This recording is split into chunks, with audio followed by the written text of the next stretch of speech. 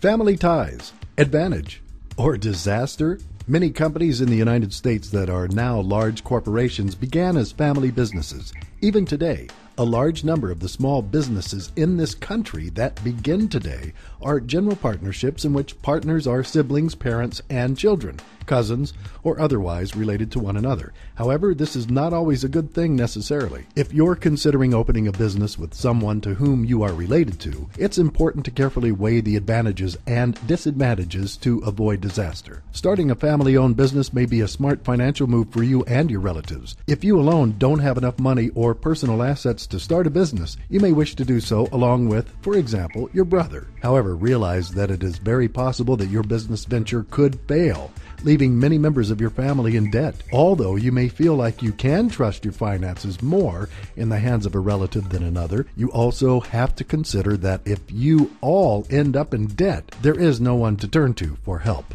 Finances can also be tricky if all partners are not feeling that they are getting an equal share. This can cause arguments among family members, and it's often the case that family members not associated in the business are forced to take sides. This can also be the case if some members feel as though they don't have an equal say in business decisions.